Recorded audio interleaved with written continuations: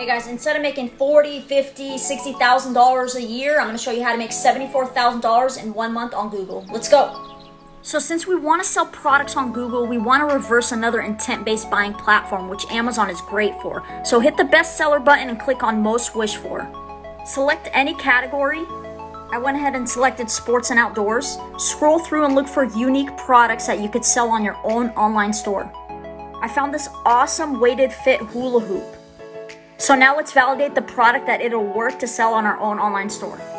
Went over to Google, typed in hula hoop, 74,000 searches per month. That means this product's in high demand. First, what you're gonna wanna do is go to Shopify and start creating your own online store. Start creating an awesome landing page. Start creating your Google Shopping ads campaigns.